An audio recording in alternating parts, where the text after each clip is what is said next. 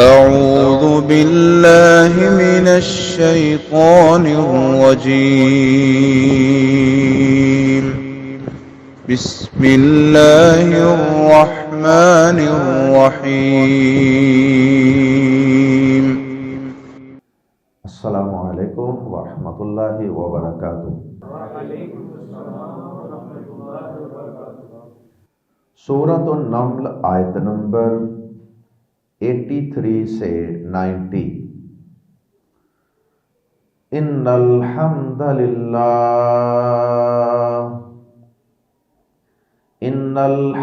للہ والصلاة والسلام علی رسول اللہ اما بعد۔ اعوذ باللہ السمیع العلیم من الشیطان الرجیم من ہمزہ ونفخہ ونفثہ۔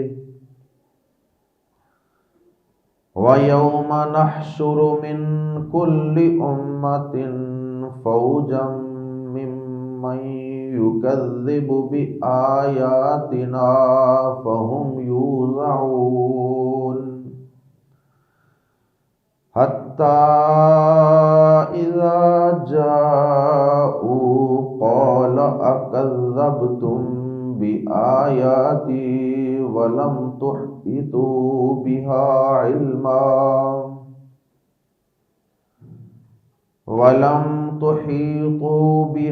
عِلْمًا أَمْ مَاذَا كُنْتُمْ تَعْمَلُونَ وَوَقَعَ الْقَوْلُ عَلَيْهِمْ بِمَا ظَلَمُوا فَهُمْ لَا يَنطِقُونَ أَلَمْ يَرَوْا أَنَّا جَعَلْنَا اللَّيْلَ لِيَسْكُنُوا فِيهِ وَالنَّهَارَ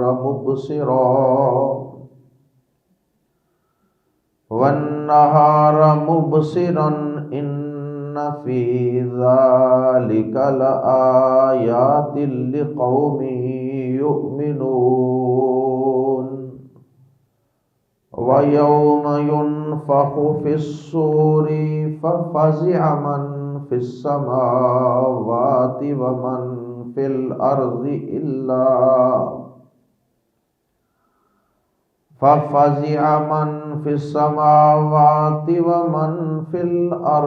إِلَّا مَنْ شَاءَ اللَّهُ وَكُلٌّ أَتَوْهُ دَاخِرِينَ۔ وَتَرَى الْجِبَالَ تَحْسَبُهَا جَامِدَةً وَهِيَ تَمُرُّ مَرَّ السَّحَابِ صُنْعَ اللَّهِ الَّذِي أَتْقَنَ كُلَّ شَيْءٍ إِنَّهُ خَبِيرٌ بِمَا تَفْعَلُونَ۔ مَنْ جَاءَ بِالْحَسَنَةِ فَلَهُ خَيْرٌ مِّنْهَا وَهُمْ مِنْ فَزَعٍ يَوْمَئِذٍ آمِنُونَ وَمَنْ جَاءَ بِالسَّيِّئَةِ فَكُبَّتْ وُجُوهُهُمْ فِي النَّارِ هَلْ تُجْزَوْنَ إِلَّا مَا كُنْتُمْ تَعْمَلُونَ۔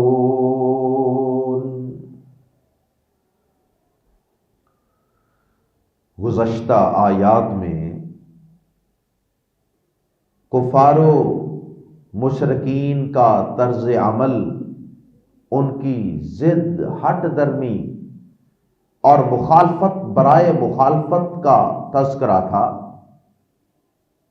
اور جناب محمد کریم صلی اللہ علیہ وسلم کو اللہ رب العزت نے تسلی دی تھی کہ اے نبی، آپ مردوں کو نہیں سنا سکتے، یعنی آپ مردہ دلوں کو نہیں سنا سکتے، اور آپ اندھوں کو نہیں دکھا سکتے، یعنی روحانی طور پہ جو اندھے ہو چکے ہیں آپ انہیں حق نہیں دکھا سکتے، اور جو بہرے ہیں، روحانی طور پہ ڈیف ہیں، انہیں آپ کسی طرح بھی حق بات نہیں سنا سکتے، حق ان کے کانوں سے اندر داخل نہیں کر سکتے۔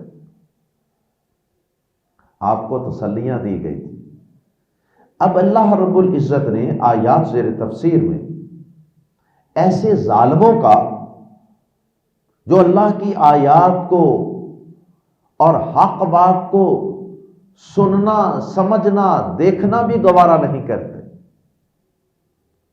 اور وہ اپنی ضد پر، عناد پر، ہٹ درمی پر، حسد پر قائم رہتے ہیں، ان کا اب قیامت کے دن کیا انجام ہوگا؟ کس طرح ان کو میدان محشر میں ذلیل و رسوا کیا جائے گا، اور پھر قیامت کی ہولناکیاں، اور ان کو کس طرح جہنم میں ذلیل و رسوا کر کے الٹے منہ، اوندے منہ پھینک دیا جائے گا۔ اللہ پاک نے درمیان میں پھر دن اور رات کو اپنی قدرت کی دو بڑی اور عظیم نشانیاں قرار دی۔ تم پیغمبروں کی سنائی ہوئی آیات کو بھی بالکل سرسری لیتے ہو، سطحی طور پہ ان کو سنتے ہو، دیکھتے ہو، اور ان پہ اعتراضات کر دیتے ہو، اور کائنات میں، آفاق میں پھیلی ہوئی خالق کائنات کے وجود کی، توحید کی اور اس کی قدرتوں کی نشانیاں، سورج، چاند، ستارے دن رات کی شکل میں جو تمہارے سامنے موجود ہیں، انہیں بھی تم نظر انداز کر رہے ہو۔ اور جس طرح شاعر نے کہا تھا نا، آنکھیں اگر ہوں بند تو پھر دن بھی رات ہے، آنکھیں اگر ہوں بند تو پھر دن بھی رات ہے، اس میں بلا قصور ہے کیا آفتاب کا؟ اگر کوئی شخص دن کے وقت آنکھیں بند کر لے تو اسے ہر طرف اندھیرا ہی نظر آئے گا۔ اگر کوئی شخص آنکھیں کھول کے دیکھنا ہی نہیں چاہتا، اللہ کی آیات کو، نشانیوں کو، قرآن کی آیات پہ غور ہی نہیں کرنا چاہتا، ان پہ غور و فکر کر کے ہدایت پانا ہی نہیں چاہتا، یا سورج، چاند، ستارے دن رات ان چیزوں پہ غور کر کے اللہ کو پہچاننا ہی نہیں چاہتا، قیامت کے دن پر یقین کرنا ہی نہیں چاہتا، تو پھر اس میں اللہ کا تو کوئی قصور نہیں۔ اے پیارے حبیب صلی اللہ علیہ وسلم، اس میں آپ کا تو کوئی قصور نہیں۔ آئیے قرآن مجید کے الفاظ میں پڑھتے ہیں، ان ظالموں کے ساتھ قیامت کے دن، ان ہٹ درموں کے ساتھ، ان حق کے دشمنوں کے ساتھ کیا سلوک کیا جائے گا، قیامت کے دن یہ کن احوال سے گزریں گے۔ آیت نمبر 83، وَيَوْمَ، اور جس دن، مراد یہ ہے کہ یاد کیجئے اس دن کو، جس دن، وَيَوْمَ، اور جس دن، نحشر، ہم اکٹھا کریں گے، یحشر، وہ اکٹھا کرے گا، جمع کرے گا، تحشر، تو اکٹھا کرے گا، تو جمع کرے گا، احشر، میں اکٹھا کروں گا، میں جمع کروں گا، اور نحشر، ہم اکٹھا کریں گے، ہم جمع کریں گے۔ یہ چار صیغے فعل مضارع کے اکثر میں رپیٹ کر دیا کرتا ہوں، تاکہ جو پہلا حرف تبدیل ہوتا ہے اس سے صیغے اور لفظ میں جو تھوڑی سی تبدیلی ہوتی ہے وہ تم، میں، ہم کی، وہ ذہن نشین ہو جائے۔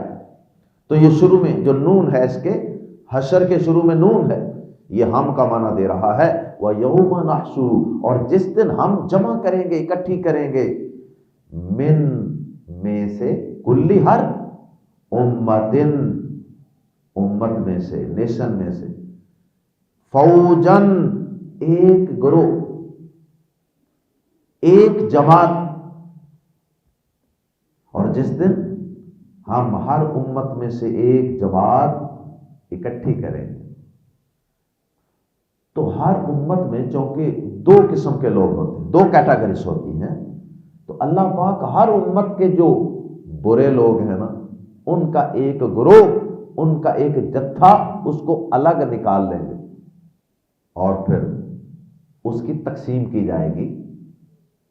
آگے جیسا کہ آ رہا ہے، پہلے ترجمہ پڑھ لیجیے. ممن، من میں سے، یہ ایک گروہ جو نکالا جائے گا، یہ کن میں سے نکالا جائے گا؟ من میں سے، من جو یکذبو جٹلاتے تھے، بازربی کو، آیاتنا ہماری آیات، ہماری نشانیاں، سائنس، ان لوگوں سے جو ہماری آیات کو جٹلاتے تھے. ممن یکذب بآیاتنا، جو ہماری آیات کو جٹلاتے تھے. اور جس دن ہم ہر امت میں سے ایک جماعت اکٹھی کریں گے، ایک جماعت اکٹھی کریں گے، جمع کریں گے ان لوگوں میں سے جو ہماری آیات کو جٹلاتے تھے. مطلب یہ ہے کہ یہ وہ لوگ ہوں گے جن کو نکالا جائے گا اس امت میں سے جو اللہ کی آیات کو جٹلاتے رہے، انبیاء کرام کی مخالفت کرتے رہے. فہم، پھر وہ، یوزعون، پھر وہ الگ الگ کیے جائیں. یوزعون کے دو معنی ہیں. ایک معنی ہوتا ہے درجہ بندی کرنا، گریڈنگ، چھانٹی کرنا. فہم یوزعون، ان کی قسمیں بنائی جائیں گی. اللہ اکبر، جیسا کہ سورۃ التکویر کے اندر بھی موجود ہے، وَإِذَا النُّفُوسُ زُوِّجَتْ، وہاں بھی یہ اشارہ موجود ہے. اور اس کا ایک دوسرا معنی یہ ہے یوزعون کا کہ وہ روکے جائیں گے. جو اللہ کو جٹلانے والے تھے، انبیاء کو جٹلانے والے تھے ہر امت میں سے، ان کو روک لیا جائے گا. وہ میدان محشر کی طرف بڑھ رہے ہیں تو ان کو کسی ایک جگہ جہاں اللہ تعالیٰ کا حکم ہوگا وہاں ان کو روک لیا جائے گا. بس بھائی ٹھہر جاؤ ادھر. اللہ اکبر. روکنے کا مقصد کیا ہوگا؟ کہ ان کو یہاں روک کر، ان کی چھانٹیاں کر کے، ان کی درجہ بندی کر کے، پھر اس کے بعد آگے ان کو جہنم کا جو حصہ الاٹ کرنا ہے وہ فیصلہ کیا جا سکے. بعض اہل علم نے یوزعون کا یہ معنی بھی کیا کہ وہ روک لیے جائیں گے کا مطلب یہ ہے کہ وہ چل رہے ہوں گے نا تو ان کو روک لیا جائے گا تاکہ پیچھے والے بھی سارے مجرم ان کے ساتھ آ کر مل جائیں، کیونکہ میدان محشر بہت بڑا ہوگا، لوگ پھیلے ہوں گے دور دور تک، تو ان کو روکا جائے گا. مشرک ادھر ٹھہر جائیں تاکہ باقی مشرک بھی آ کے ان کے ساتھ مل جائیں، پھر اکٹھا فیصلہ کیا جائے. یہ بھی ایک معنی کیا گیا ہے. حتیٰ، یہاں تک کہ اذا جاؤ، جب وہ آ جائیں گے، یعنی جب وہ اللہ کے دربار میں حاضر ہو جائیں گے. قال، تو کہا جائے گا، وہ فرمائے گا. کون؟ اللہ پاک. قالا ہے اللہ کے فعل ماضی ہے، لیکن ہم ترجمہ اس کا مستقبل میں کر رہے ہیں کیونکہ واقعہ آخرت کا بیان ہو رہا ہے، مستقبل کا. تو قرآن مجید نے فعل ماضی کے صیغے کیوں استعمال کیے ہیں؟ یقین پیدا کرنے کے لیے. واقعہ تو یہ مستقبل کا ہے، خبر تو مستقبل کی دی جا رہی ہے. لفظ تو ہونا چاہیے تھا یقول، اللہ تعالیٰ فرمائے گا، لیکن یقولو کی بجائے قالا کا صیغہ اور لفظ استعمال کر کے گویا کہ اللہ پاک نے یہ بتا دیا کہ یہ کام اتنا یقینی ہے، یہ حالات جو پیش آئیں گے یہ اس قدر یقینی ہے جیسے ماضی کا کوئی واقعہ بالکل یقینی ہوتا ہے. جو واقعہ رونما ہو چکا ہوتا ہے نا اس میں تو نہیں کوئی شک ہوتا، شک تو انسان کو ہوتا ہے مستقبل میں، تو پتہ نہیں یہ ہوگا کہ نہیں. تو جو ہو چکا ہے اس میں کوئی شک نہیں ہوتا. اس لیے اللہ پاک قیامت کے احوال بیان کرتے وقت ماضی کے صیغے استعمال کرتے ہیں، پاسٹ ٹینس.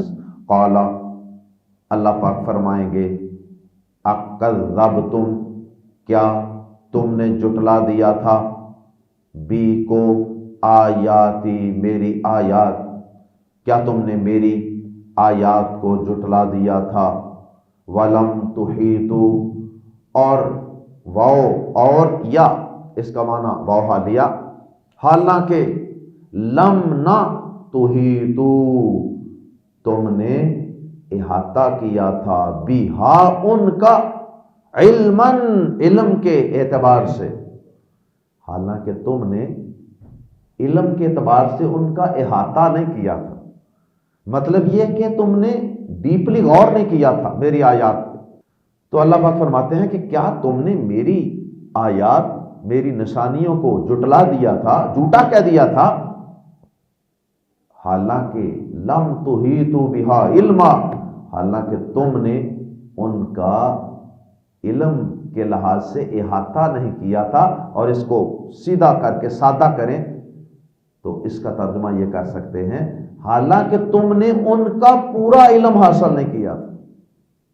اور یہ قباحت اور یہ خرابی اور بربادی آج بہت سے نام نہاد مسلمانوں کے اندر بھی موجود ہے۔ بڑے دانشور، بڑے سیانے بنتے ہیں، کوئی منکرین حدیث ہے، کوئی جدت پسند ہے، کوئی معجزات کا منکر ہے، اور کسی آیت کو دیکھتے ہیں سرسری سا، اور نہ علماء کرام سے اس کا علم حاصل کرتے ہیں، نہ قرآن مجید کی دیگر آیات کو اس آیت کے ساتھ ملا کر سمجھتے ہیں، اور بس سرسری ایک آیت پڑھی اور اس سے بددل ہو گئے، متنفر ہو گئے، قرآن کا انکار کر دیا، یا پیارے نبی صلی اللہ علیہ وسلم کی کوئی حدیث سنی تو اس کی پوری تہ تک نہیں گئے، کسی عالم سے ڈسکس نہیں کیا کہ اس کا کیا مطلب ہے جی۔ علم حاصل کرنے میں انسان کو عاجزی کا مظاہرہ کرنا چاہیے۔ تو یہ ایک بہت بڑا جرم ہے جو قیامت کے دن جہنمیوں کو سنایا جائے گا، بتایا جائے گا کہ تمہارا یہ جرم تھا۔ قال اکذبتم بآیاتی ولم تحیطوا بہا علما، اللہ پاک فرمائیں گے کہ کیا تم نے میری آیات کو جھٹلا دیا حالانکہ تم نے ان کا پورا علم حاصل نہیں کیا۔ ایک تو یہ عقیدے کے متعلق پوچھا جائے گا جو اللہ کی آیات کو جھٹلایا تھا، عقیدے کے متعلق سوال، اگلا سوال عمل کے متعلق، کیونکہ دو چیزیں ہیں، ایک ہے ایمان اور ایک ہے عمل۔ تو ایمان اور عمل دونوں کا سوال ہوگا قیامت کے دن۔ پہلا سوال تو ہو گیا، دوسرا سوال اما، یہ اصل میں ہے ام پلس ما، یہ دو الگ الگ الفاظ تھے، تو چونکہ ام کی آخر میں میم تھی اور ما کے شروع میں میم تھی، دو میمیں اکٹھی ہو گئی، ان پہ شد لگا کے ان کو باندھ دیا گیا، ادغام کر دیا گیا۔ لیکن اس کو ترجمہ کرنے کے لیے ہمیں الگ الگ کرنا پڑے گا دوبارہ سمجھنے کے لیے۔ اور یاد رکھیں کہ جملے کے اندر اکثر آ اور ام یہ اکٹھے استعمال ہوتے ہیں، آ اور ام۔ تو آ چونکہ پیچھے گزر گیا ہے، آ کذبتم بآیاتی، ام یا، تو آ اور ام جب جملے میں آتے ہیں تو آ کا ترجمہ کیا اور ام کا ترجمہ یا۔ تو اما میں جو ام ہے اس کا ترجمہ کریں گے ام یا۔ دوسرا سوال ام یا، ماذا، کیا، ما کا تعلق ذا کے ساتھ ہے، ماذا کیا، اکیلا ما آئے پھر بھی کیا، ماذا آئے پھر بھی کیا، یوں کہہ لیں کہ ما کے اندر تھوڑا سا زور پیدا ہو جاتا ہے سوال میں۔ ماذا کیا، کنتم تھے تم، تعملون کیا کرتے، یا بتاؤ ذرا کہ تم کیا کرتے رہے دنیا کی زندگی میں، کیا مصروفیت رہی تمہاری۔ جس طرح حدیث میں آتا ہے ترمذی شریف میں کہ قیامت کے دن ابن آدم کو اس کی جگہ سے ہلنے نہیں دیا جائے گا جب تک کہ وہ ان سوالوں کے جواب نہ دے لے۔ تجھے زندگی دی تھی بتا کہاں گزار گیا ہے، جوانی دی تھی بتا کہاں گزار گیا ہے، اور مال کہاں سے کمایا، کہاں خرچ کیا، جتنا علم تھا اس کے مطابق عمل کیا تھا کہ نہیں، 5 سوال۔ تو یہ بھی اسی قسم کا ہی سوال یہاں قرآن مجید نے بھی بیان کیا، ام ماذا کنتم تعملون، یا یہ بتاؤ کہ تم کیا کرتے رہے دنیا میں۔ اچھا، یہ جو غور و فکر نہیں نہ کرتے، ان کا جرم سورۃ الملک کے اندر بھی بیان ہوا ہے۔ وہ جب جہنم میں پھینکا جائے گا تو فرشتے پوچھیں گے، جو دروگے ہوں گے جہنم کے، تمہارے پاس کوئی آیا نہیں تھا ڈرانے والا؟ یار تمہیں بتایا نہیں تھا کسی نے؟ اللہ اکبر۔ تو وہ آگے سے کیا کہیں گے؟ وہ آگے سے کہیں گے ہاں آئے تو تھے، ڈرانے والے آئے تھے، ہم نے انہیں جھٹلا دیا تھا۔ سورۃ الملک آیت نمبر 10-11، اور ساتھ پھر حسرت و افسوس کا اظہار کریں۔ کیا کہیں گے؟ کہیں گے وَقَالُوا لَوْ كُنَّا نَسْمَعُ أَوْ نَعْقِلُ مَا كُنَّا فِي أَصْحَابِ السَّعِيرِ فَاعْتَرَفُوا بِذَنبِهِمْ فَسُحْقًا لِأَصْحَابِ السَّعِيرِ۔ اللہ پاک فرماتے ہیں کہ وہ اپنے جرم کا اعتراف کر لیں گے کہ ہاں واقعی ہمارا جرم یہ تھا کہ ہم نے غور و فکر نہیں کیا، ہم نے عقل کو استعمال نہیں کیا تھا اللہ کے دین کے معاملے میں۔ دنیا کے معاملات میں بڑے سیانے تھے، چھوٹے چھوٹے اتنی چیز، ایک کیل ہے اور ایک سوتر اور ایک انچ، اور ان چیزوں کو بھی جانتے تھے، لیکن دین کے معاملے میں بس سرسری سی بات سنی، انکار کر دیا۔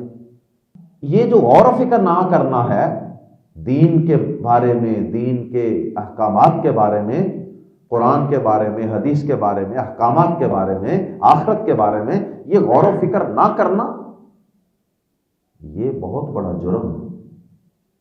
اور قرآن مجید اور دین اسلام جس قدر اپنے ماننے والوں کو اور انسانیت کو غور و فکر کی ترغیب دیتا ہے، موٹیویٹ کرتا ہے نا، کائنات میں کوئی ایسی کتاب نہیں ہے اور کوئی ایسا دین نہیں ہے جو غور و فکر پہ اس قدر ابھارتا ہو۔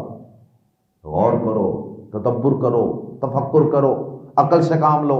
وَوَقَعَ، اور واقعہ ہو جائے گی، القول بات علیہم، ان پر، اور ان پر بات واقعہ ہو جائے گی۔ کون سی بات؟ وہ جو اللہ پاک نے بار بار وعدے کیے ہیں قیامت کے قائم ہونے کی، وہ ایک بات ہے، وہ ایک قول ہے اللہ پاک کا کہ قیامت قائم ہوگی، مرنے کے بعد تمہیں زندہ کیا جائے گا۔ وَبَقَى الْقَوْلُ عَلَيْهِمْ، اور وہ قول آج ان پر سچا ہو جائے۔ قیامت قائم ہو گئی، جہنم کی سامنے آگ شعلے مار رہی ہے، بازر بھی اس کے بدلے اس وجہ سے ما ظلموا، جو انہوں نے ظلم کیا، اور ظلم سے مراد یہاں کفر، شرک، انبیاء کرام کی مخالفت، آخرت کا انکار، یہ سب سے بڑا ظلم ہے کائنات کا۔ سیاق و سباق کے مطابق چونکہ زیادہ کفار کا ذکر ہے، اس لیے ظلم سے مراد یہاں وہ والا ظلم ہے، بڑا ظلم۔ بما ظلموا، اس وجہ سے، اس سبب سے جو انہوں نے ظلم کیا تھا، فہم، پس وہ، لا ینطقون، اور وہ نہیں بولیں گے۔ تو اہل علم کہتے ہیں کہ قیامت کا دن بہت بڑا ہے، کچھ ایسے اوقات آئیں گے کہ وہ بولیں گے، جس طرح دنیا میں وہ تڑ تڑ کرتے تھے نا، ایسے وہاں بھی بولیں گے، لیکن جب جیسے جیسے حالات واضح ہوتے جائیں گے، جہنم کے اندر ان کا داخل ہونا ان کو یقینی نظر آتا جائے گا، پھر ان کی بولتی بند ہو جائے گی۔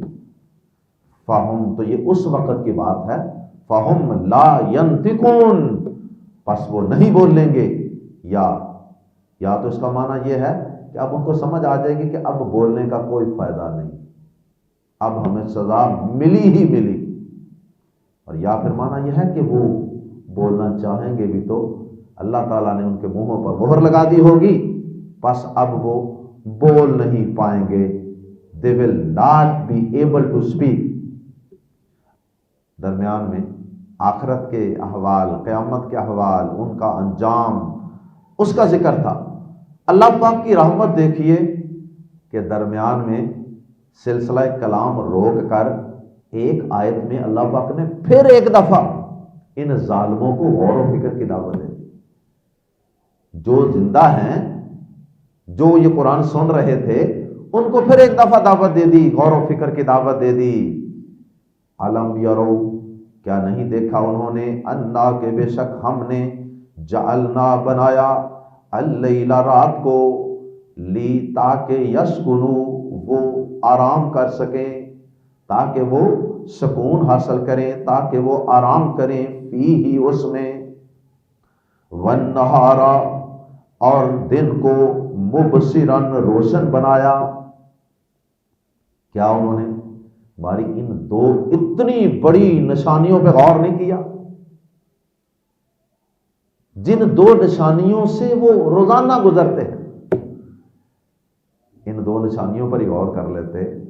رات کو جب بستر پہ لیٹتے ہیں سونے کے لیے، تھکے ہارے چکنا چور جسم کے ساتھ، اور اللہ پاک ان پر پھر نیند کو طاری کر دیتا ہے، سورج کو آف کر دیتا ہے، تاکہ اس انسان کے لیے سونے کا پورا ماحول بن جائے اور یہ اپنی تھکاوٹ دور کر سکے، آرام کر سکے، سکون حاصل کر سکے۔ اور پھر سائنس کہتی ہے کہ انسان کے جو باڈی کے سیل ہیں وہ ٹوٹ پھوٹ کا شکار ہو جاتے ہیں سارا دن کام کاج کی وجہ سے، تو وہ اللہ پاک رات کو ان کی ریپیئرنگ کرتے ہیں، مینٹیننس کی جا رہی ہوتی ہے۔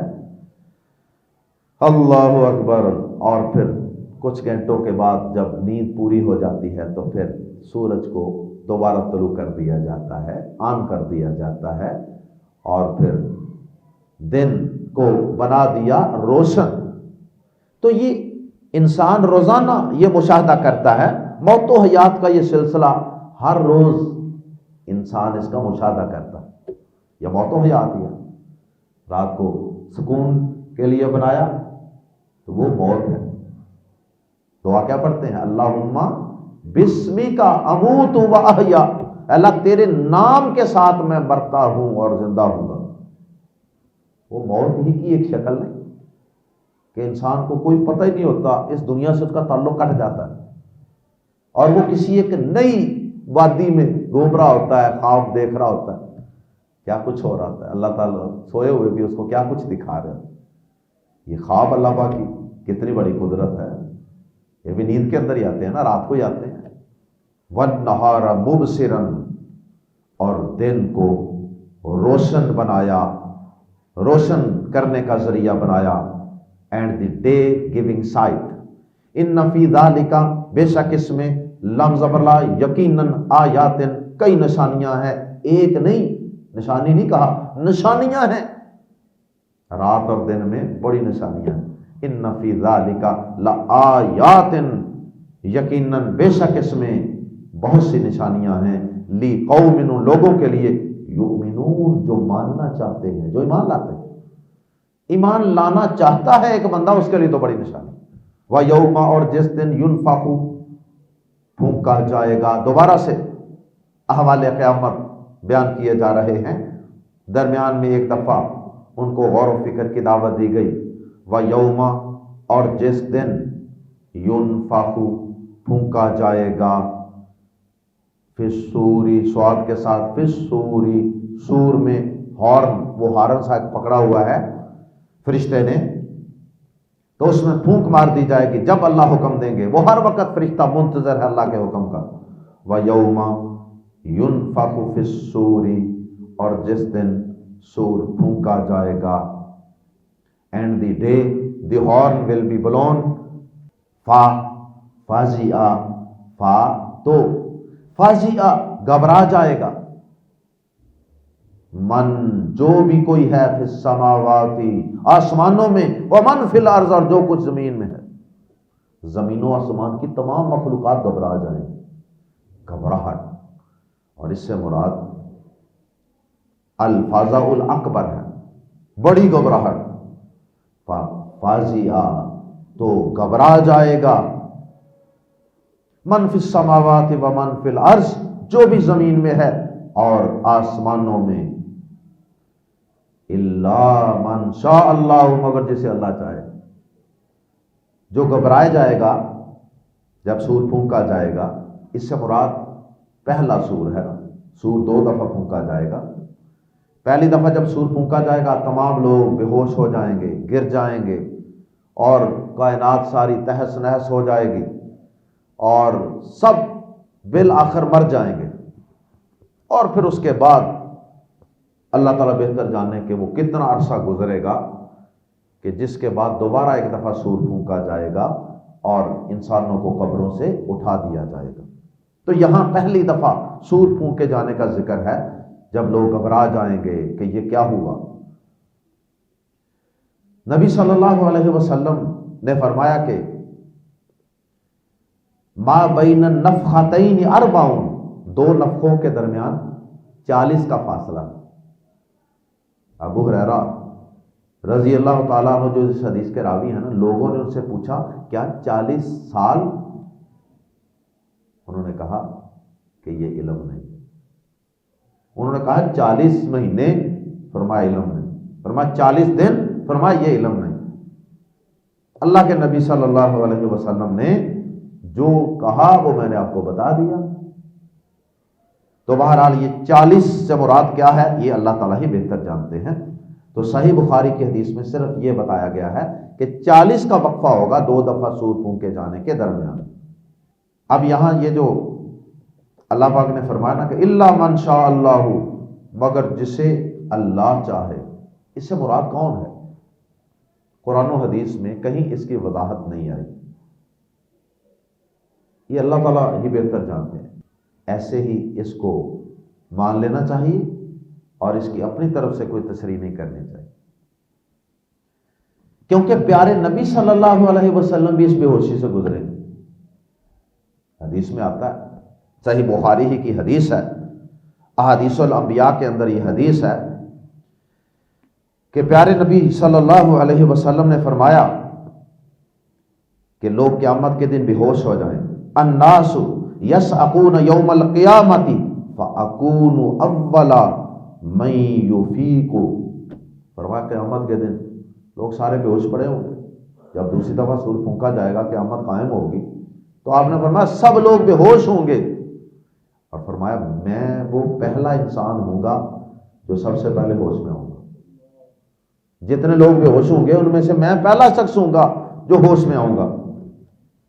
اب اللہ کے نبی صلی اللہ علیہ وسلم بھی ہوش میں آئیں گے، اور پھر آپ فرماتے ہیں کہ اچانک میں موسیٰ علیہ السلام کو دیکھوں گا کہ وہ اللہ پاک کے عرش کو کا ایک پایا پکڑے ہوئے ہوں گے۔ کہتے ہیں کہ میں حیران ہو جاؤں گا۔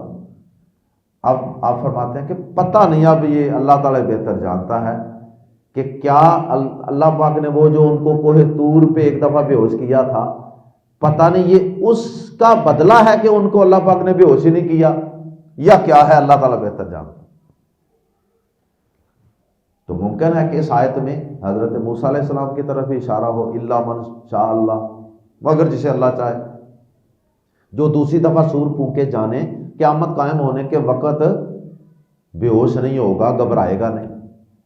اللہ تعالیٰ بہتر جانتے ہیں۔ وَكُلٌّ، اور سب کے سب، اتو آئیں گے، ہو اس کے پاس، کس کے پاس؟ اللہ کے پاس، داخرین، ذلیل و رسوا ہو کر، عاجز ہو کر، بڑی عاجزی کے ساتھ، بڑے جھکے ہوئے، کوئی اکڑ شکڑ تکبر، گردن اکڑی ہوئی نہیں ہوگی، سینہ چوڑا نہیں ہوگا کسی کا۔ اللہ اکبر۔ وَتَرَى الْجِبَالَ، اور تو دیکھے گا، وَتَرَى الْجِبَالَ، اور تو پہاڑوں کو دیکھتا ہے، یا مطلب یہ بھی ہو سکتا ہے کہ اور تو دیکھے گا پہاڑوں کو، تَحْسَبُهَا، تو گمان کرتا ہے انہیں، اے انسان، اے دیکھنے والے، تو گمان کرتا ہے انہیں جامدتن، جمے ہوئے، بڑے مضبوطی سے گڑے ہوئے، ریجڈ، تو یہ سمجھتا نا ان کو۔ فرمایا کہ قیامت کے دن حالات یہ ہوں گے جب دوسری دفعہ سور پھونکا جائے گا، وَهِيَا، حالانکہ وہ تمر، چل رہے ہوں گے، مر السحاب، بادلوں کے چلنے کی طرح۔ پہاڑ قیامت کے دن قیامت کی ہول ناکیاں سختیاں اس قدر ہوں گی کہ یہ پہاڑ بھی ریزہ ریزہ ہو کر ذرہ ذرہ ہو کر اڑ رہے ہوں گے، چل رہے ہوں گے۔ اللہ اکبر۔ سن اللہ ہی، اللہ کی کاریگری سے، سن اللہ ہی، اللہ کی کاریگری سے۔ صنعت ہوتی ہے نا، صنعت و حرفت۔ سن اللہ ہی، اللہ کی کاریگری سے، الذی، جس نے اتقانا، مضبوط کیا، اتقان القرآن، کئی اداروں نے نام بھی رکھا ہوا اتقان القرآن، قرآن کی مضبوطی، پکی منزل یاد کرواؤ۔ اتقان کا معنی کسی چیز کو پوری مہارت کے ساتھ مضبوط بنا دینا۔ فرمایا الذی اتقن کل شیء، جس نے مضبوط بنایا ہر چیز کو۔ جیسا اللہ نے اتنے مضبوط پہاڑ بنائے تھے نا، اسی اللہ کی کاریگری سے یہ پہاڑ بادلوں کی طرح اڑ رہے ہوں گے فضا میں۔ تو انسان جیسی کمزور مخلوق کا پھر اس دن کیا حال ہوگا جب پہاڑوں جیسی مضبوط مخلوق کا یہ حال ہے۔ اللہ اکبر۔ انہو، بے شک وہ، خبیر، خوب باخبر ہے، بازربی سے، ما جو تفعلون، وہ کرتے ہیں، بما تفعلون، جو تم کرتے ہو، یقیناً وہ اس سے خوب باخبر ہے جو تم کرتے ہو۔ انسانوں تمہارے اعمال سے اللہ پوری طرح باخبر ہے۔ من جاء بالحسناتی، جو کوئی آئے گا، بالحسناتی، نیکی کے ساتھ، نیکی لے کر، فلاح، تو اس کے لیے، خیرن، بہتر ہے، بہتر بدلہ ہے، منہا، اس سے، نیکی سے بھی بہتر بدلہ ملے گا۔ یعنی ہر نیکی کا کم از کم 10 گنا یا 700 گنا تک بھی بڑھانے کا ذکر ہے، بلکہ اس سے بھی زیادہ اللہ تعالیٰ کسی کا تقوی، کسی کی پرہیزگاری، اخلاص دے کے اس سے بھی زیادہ بڑھا سکتا ہے۔ وہم، اور وہ، من فزع، گھبراہٹ سے، یومئذ، اس دن، آمنون، امن میں ہوں گے۔ یہ لوگ اس دن امن میں ہوں گے۔ چھوٹی موٹی گھبراہٹ اور چیز ہے، مراد ہے بڑی گھبراہٹ سے اللہ تعالیٰ محفوظ رکھیں گے۔ اللہ اکبر۔ جس طرح سورۃ الانبیاء آیت نمبر 103 میں ہے نا، لا یحزنہم الفزع الاکبر، انہیں بڑی گھبراہٹ غمگین نہیں کرے گی، پریشان نہیں کرے گی۔ وہم من فزع یومئذ آمنون، اور وہ اس دن گھبراہٹ سے امن میں ہوں۔ اللہم اجعلنا منہم۔ ومن جاء، اور جو کوئی لے کر آئے گا، بالسیئۃ، برائی، فکبت، تو کبت، اوندے ڈالے جائیں گے۔ اوندے کا مطلب ہوتا ہے الٹا، منہ نیچے، ٹانگیں اوپر کو کر کے جہنم میں پھینکا جائے، اللہ محفوظ فرمائے۔ ذلیل و رسوا بھی یعنی کیا جائے گا۔ فکبت، تو اوندے ڈالے جائیں گے، وجوہہم، ان کے چہرے، اللہ اکبر، their faces will be overturned، ان کے چہرے بالکل نیچے کو کر دیے جائیں گے۔ فی النار، into the fire، فکبت وجوہہم فی النار، تو ان کے چہرے آگ میں اوندے ڈالے جائیں گے۔ حل تجزون، حل کا معنی ہوتا ہے کیا، لیکن جملے میں الا آ جائے تو پھر اس کا معنی نہیں، یہ حل نافیہ بن جاتا ہے۔ حل تجزون، نہیں تم دیے جاؤ گے، بدلہ دیے جاؤ گے، الا، مگر، ما، جو کنتم، تھے تم، تعملون، عمل کیا کرتے۔ اللہ پاک فرماتے ہیں، اے انسانوں، تمہیں قیامت کے دن اللہ تعالیٰ کوئی تم پر ظلم نہیں کرے گا۔ اگر تم نیکی لے کر آؤ گے تو نیکی کا بدلہ 10 گنا کم از کم بڑھا کر دیا جائے گا، اس سے زیادہ بھی کئیوں کا بڑھایا جائے گا۔ اور اگر تم برائی لے کر آؤ گے تو پھر تمہیں برائی کا بدلہ جہنم کی سزا کی شکل میں اتنا ہی دیا جائے گا جتنا تمہارا عمل برا ہوگا۔ اللہ ہم سب کو قیامت کے دن کی سختیوں سے اپنی پناہ میں رکھنا۔ اللہ ہم تیری رحمت کے امیدوار ہیں۔ یا حی یا قیوم برحمتک نستغیث۔ اللہ ہمارے گناہگاروں کے پلے کچھ نہیں ہے، اللہ صرف تیرے سے ملاقات کا یقین ہے اور ٹوٹی پھوٹی چند نیکیاں ہیں۔ اللہ تو اپنی رحمت سے ہمیں اس دن اپنے ایمان والے بندوں میں شامل فرما لینا، اپنے فضل سے ہمیں جہنم کی آگ سے محفوظ فرما لینا۔ سبحانک اللہم و بحمدک، اشہد ان لا الہ الا انت، استغفرک و اتوب الیک۔